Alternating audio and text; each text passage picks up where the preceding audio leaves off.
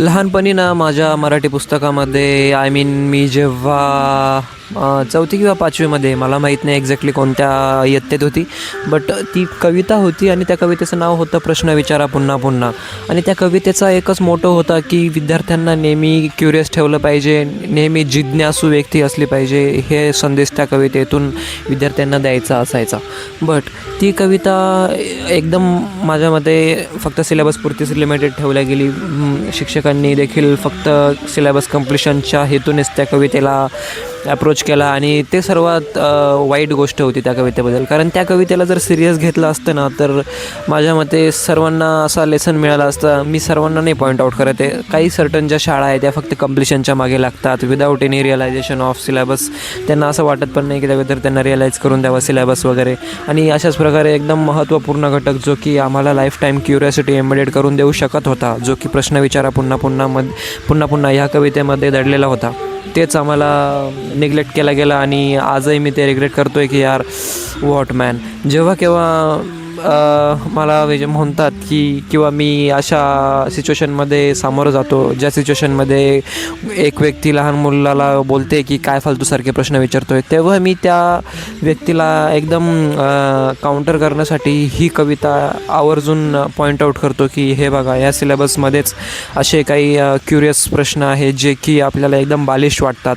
For example, कुत्र्याचे शेपूट वाकडीच का असते, अजून एकदम फुलिश आकाशाचा रंग निळाच का वगैरे, असे एकदम बालिश प्रश्न जे की आपल्याला वाटतं की एकदम फालतू आहे, ते प्रश्न विचारायला पुढाकार घेऊन देणारी कविता आपल्या महाराष्ट्र शासनाने किंवा गव्हर्मेंटने सुद्धा सिलेबसमध्ये एम्बेड करायचा निर्णय घेतला आहे. So there is something motive ना, म्हणजे मोटिव्ह नसेल तर असं एकदम का कोणी सिलेबसमध्ये टाकेल. तर ह्या कवितेचा point me as a counter त्या व्यक्तींना करतो जे व्यक्ती त्यांच्या मुलांना रागावतात की काय फालतू प्रश्न विचारतो वगैरे.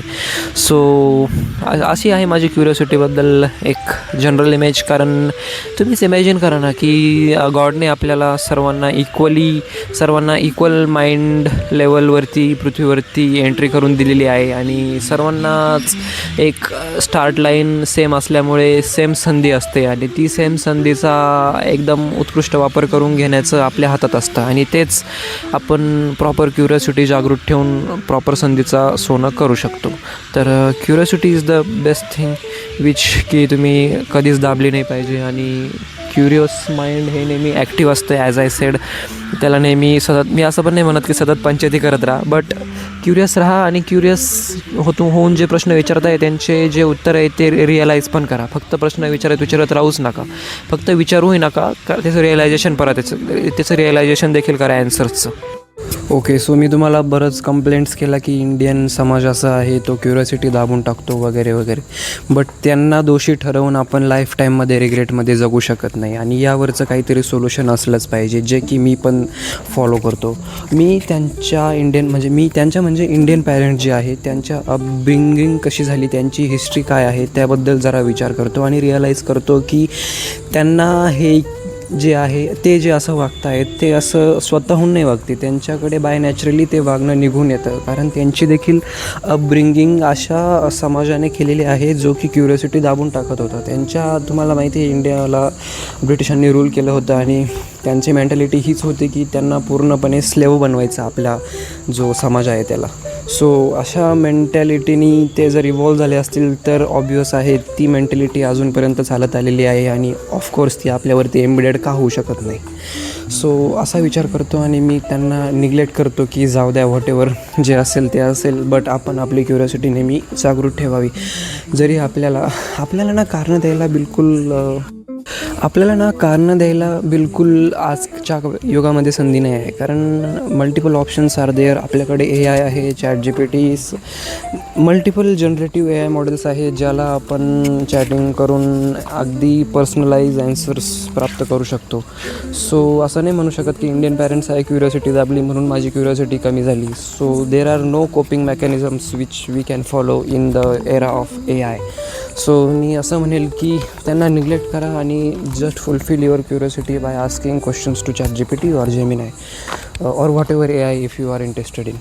सो या दॅट्स इट. हे सोल्युशन आहे जेणेकरून तुम्हाला लाईफ टाईम रिग्रेट नाही होणार की माझी क्युरिओसिटी इंडियन पॅरेंट्सने दाबली वगैरे वगैरे. In case if you are lucky तुमचं तुमचे पॅरेंट प्रत्येक वेळी प्रयत्न करता उत्तरं देण्याचे.